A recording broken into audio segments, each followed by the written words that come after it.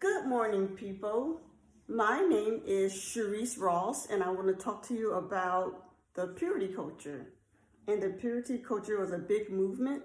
It started back in 1993. So you may be wondering, what is the purity culture?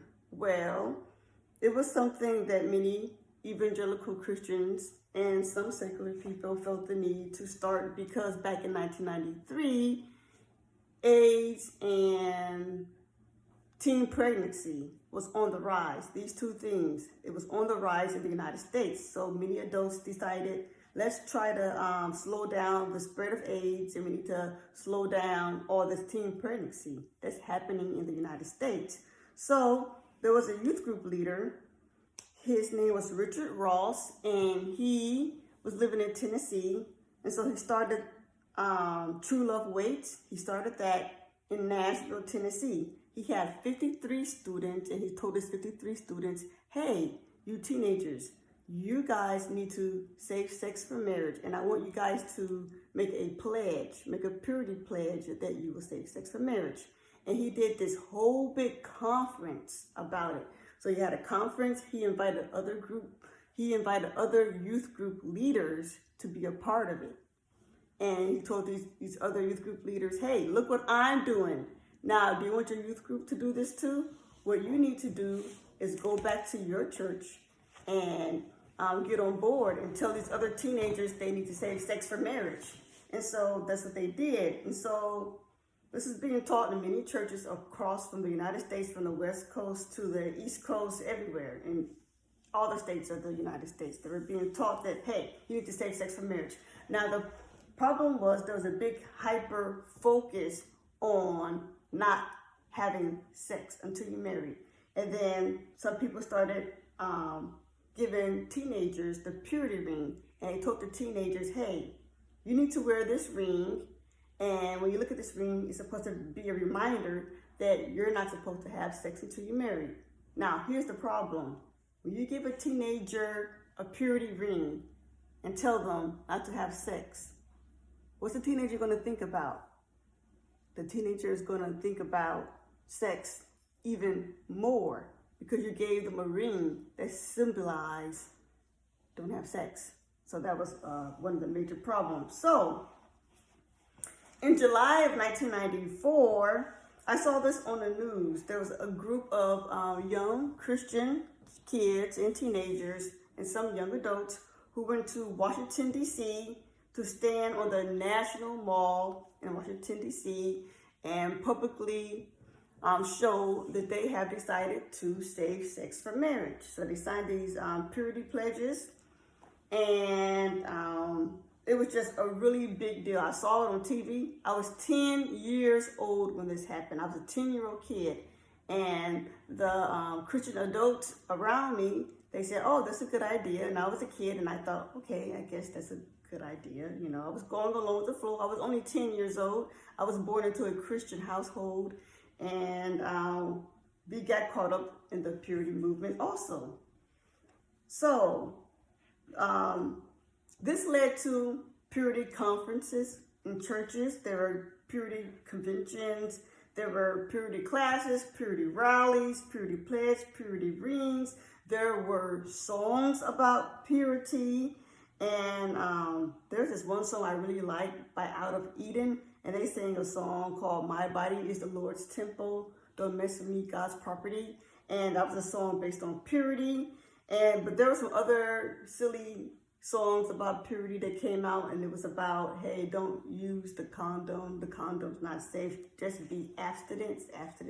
Okay, look, abstinence only education became a problem because it was telling kids don't have sex, but not telling them what sex was. So that was a problem. Here's the other thing. Abstinence only education is not sex education. It leaves the kid more curious and ignorant about sex. So that's not a good thing. Now, one of the dumbest things that evangelical Christianity has done was the purity balls. Yes, the purity balls. That's what they called it. Now, do you hear the silliness of that name, purity balls, purity testicles? It sounds very funny. So here's the thing. The purity balls was when girls went on banquets. They went on a banquet with their dad. It was a formal get together. The girl would wear a pretty dress, and the girl was usually a child. Some of the girls were 7 years old, some of the girls were 9. Now, when you're a 7-year-old girl or a 9-year-old girl, you think you're just going out with your dad to wear a pretty dress and to have a nice meal. You know, little girls like to go on banquets with their dad, but these little girls did not know that they were supposed to sign their purity over to their dad and to God and to their future husbands. Okay, these girls are really, really little. Their hormones did not kick in, and they didn't have any breasts. They didn't have sexual desires because they were little kids. But the creepy thing about this was the father was supposed to stand guard over his daughter. It's good to stand guard over your daughter, but this banquet was about a hyper focus on the girls' bobbity bits. Should the father be focusing on his daughter's bobbity bits? No, he shouldn't. He just should only be worried about his wife, not his daughter's private parts. So anyways, the purity balls were very, very creepy. And 90% of the girls who attended these purity balls with their father, 90% of them broke that rule because they realized, when they grew up, they realized that they had sexual desires and they didn't want their fathers in their sexual business when they became late teenagers and in their early 20s. So yeah, many of these girls broke the pledges who did the purity balls. It was really, really creepy. I never went to the purity balls, but I heard about it. And the Christians around me, they thought it was a good idea, but I knew it was creepy. I knew it was creepy for your dad to be hyper-focused on your sexual purity. Yes, the father should protect his daughter, but a hyper-focus on her virginity, I think that's creepy, and it was not a good thing. It was weird. So, all this hyper-focus on sex before marriage made Christian kids think about sex even more, and it made some Christian kids think, okay, in order for me to have sex, I have to get married. So many girls and some boys began to idolize marriage because they thought, okay, I gotta get married so that I can have sex. I gotta get married so that I can have sex, okay? So that was the main focus. Now, we all know at this point that marriage is not all about sex, okay? Marriage is also about solving problems together, working together, being responsible together, being financially responsible, and doing chores around the house together, raising the kids together. Marriage is not all about sex. Now, if you do get married and have sex for 1 hour, you have 23 other hours out of the day to get to know your spouse and do something with your spouse. So many Christian kids just had this unhealthy, hypersexual view of marriage, and marriage is not all about sex. So many teenagers at this time, they were afraid that they might not get married, but they did not want to be a virgin when they were in their early 20s. So many teenagers say, you know, forget this. I'm go have sex because I don't want to be a dork. I don't want to be a virgin by age 22. So I think I need to have it now. You know, so that was the problem with so many teenagers. And many of the teenagers who got abstinence-only sex ed, many of those kids, they began to do weird things like, they didn't do it right. They began to have anal sex and oral sex. And they didn't know how to do anal sex the right way. This is just, what they were trying to do, they were trying to not have vaginal sex because they didn't want to sin before God in their church. So they said, well, if I have anal sex, I'm still a virgin. If I have oral sex, I'm still a virgin. That's what they were thinking. And they were being irresponsible with it because they didn't have enough knowledge. So many of those kids, got sick because they didn't know how to do it right, and they didn't sanitize right. They just didn't have enough knowledge. So when a kid goes out and have sex and they don't even know what it really is, and when they they not doing it right, they make some poor decisions. And I met some of these kids. It was really, really sad. So after this, only education didn't help. So the purity movement was based on shame, guilt, and fear. It was based on shame, guilt, and fear. So some of the kids, some of the children, the Christian teenagers, some of them who had sex, they wanted to be forgiven. And many of the Christian leaders said, okay, since you had sex, well, God can forgive you and God can make you a recycled virgin. Now, does that sound good? A recycled virgin? That means that they're not as good as the virgin. I mean, this was not helpful either. Telling kids, hey, God can forgive you. God can clean you up and make you a recycled virgin. I don't think that was helpful. And many people, it just was not helpful. It wasn't helpful. So it's also led to the analogies. Many of you have probably heard of the chew gum analogy, when a youth group leader chews on some gum and take it out and says, who else wants this gum? Okay, nobody wants the gum that has been chewed. So then the pastor says, okay, well, when you have sex before marriage, you're like the chewed gum. That was horrible. All that did was make kids feel like, oh, I had sex, now I'm used and I'm not worth. That's idolizing the status of your sexual life. It's turning it into an idol. We shouldn't turn being a virgin into an idol. Virgins can do other bad things. Being a virgin doesn't mean you're a wonderful person.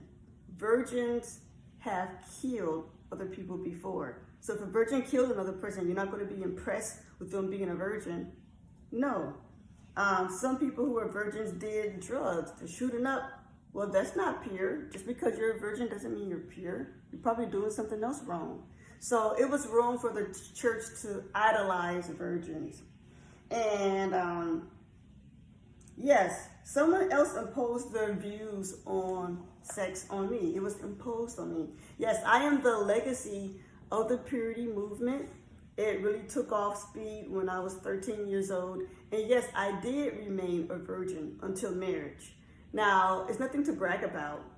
The reason why I stayed a virgin until marriage was because I had autism and I wanted to be careful with how I dealt with man. And so I decided I think I should not have sex until I'm married. And it had something to do with my autism. I didn't want a man to take advantage of me and my autistic situation. So that's why I stayed a virgin. I have nothing to brag about. The Bible and God and church had nothing to do with me staying a virgin. I was a virgin. It was my own choice, and it had something to do with autism. So I have nothing to brag about. So here's the thing. This is how I want to end it. All this focus, all this hyper focus on sex and telling kids not to have sex and sending them to programs and rallies, telling them not to have sex, that was not good. The problem was it made an idol out of virginity. It made an idol out of marriage. It just wasn't good. So this is what should have happened. Parents should have spoke to their own children about saving sex and waiting to have sex, because a condom can stop you from getting pregnant, but a condom cannot stop your heart from breaking. So if a parent wants their 15-year-old to wait to have sex, they can tell their kid, this is a suggestion, tell your kid, look, if you get your heart broken, you might have a hard time handling that.